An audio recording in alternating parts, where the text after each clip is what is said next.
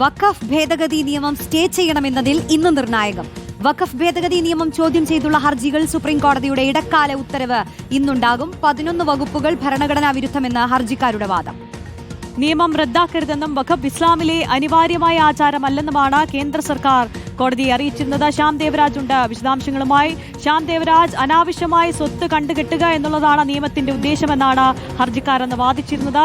ഇന്ന് അത് സുപ്രധാനമായ ഇന്ന് വഖഫ് നിയമം സ്റ്റേ ചെയ്യണമെന്നതിൽ ഇന്ന് നിർണായകമായ ഉത്തരവുണ്ടാകുക. എപ്പോഴാകും ഉത്തരവുണ്ടാവുക? Arya Roshni, very good morning.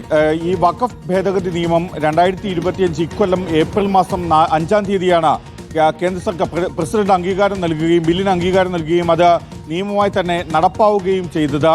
ഇതിൽ ഏതാണ്ട് 11 വകുപ്പുകളാണ് ഹർജിക്കാർ, പ്രത്യേകിച്ച് മുസ്ലിം സംഘടനകൾ, രാജ്യത്തെ വിവിധ മുസ്ലിം സംഘടനകൾ, രാഷ്ട്രീയ പാർട്ടികൾ ഉൾപ്പെടെയുള്ളവർ സുപ്രീം കോടതിയിൽ ചോദ്യം ചെയ്തത്. അതിന്റെ ഭരണഘടനാ സാധുതയാണ് ചോദ്യം ചെയ്തത്. ഇതിലാണ് ചീഫ് ജസ്റ്റിസ് അധ്യക്ഷനായ 3-അംഗ ബെഞ്ച് രാവിലെ 10:30 വിധി പറയുന്നത്.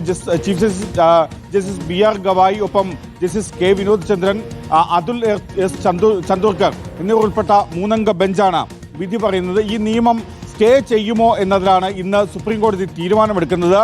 ഇത് ഇടക്കാല ഉത്തരവാണ്.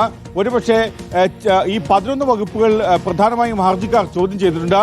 ഇതിൽ ചില വകുപ്പുകളിൽ പ്രശ്നങ്ങളുണ്ട് എന്ന് സുപ്രീം കോടതി നേരത്തെ തന്നെ നിരീക്ഷിക്കുകയും ചെയ്തിരുന്നു. അതിന്റെ അടിസ്ഥാനത്തിൽ ഒരുപക്ഷെ ഇന്ന് ചില വകുപ്പുകൾ സ്റ്റേ ചെയ്യപ്പെട്ടേക്കാം. അങ്ങനെ സ്റ്റേ ചെയ്യപ്പെടുകയാണെങ്കിൽ പോലും വിശദമായ വാദം കേൾക്കാൻ വേണ്ടി ഇത് മറ്റൊരു ബെഞ്ചിന്, വിശാല ബെഞ്ചിന് ചീഫ് ജസ്റ്റിസ് അധ്യക്ഷനായ ബെഞ്ച് വിടുകയും ചെയ്യാം. കാരണം നിലവിലെ ചീഫ് ജസ്റ്റിസിന്റെ കാലാവധി അവസാനിക്കുന്നത് ഈ നവംബർ മാസത്തിലാണ്. നവംബർ മാസം 13-നാണ്. അതിനു മുൻപ് ഇതിൽ വിശാലമായ വാദം കേൾക്കുകയോ തീരുമാനമെടുക്കുകയോ ചെയ്യുക എന്നത് അത്ര സാധ്യമായ കാര്യവുമല്ല. അതുകൊണ്ട് തന്നെ മറ്റൊരു ബെഞ്ചിന്, വിശാലമായ ബെഞ്ചിന് വിടുക എന്നതായിരിക്കാം ഒരുപക്ഷെ തീരുമാനമെടുക്കുന്നത്. വഖഫ് ഭേദഗതി ബിൽ സ്റ്റേ ചെയ്യണോ എന്നത് സംബന്ധിച്ച് നിർണായകമാണ്. വിധി രാവിലെ തന്നെ നമ്മൾ പ്രതീക്ഷിക്കുന്നുണ്ട്. ശ്യാം ദേവരാജാണ് വിശദാംശങ്ങൾ നൽകിയത്.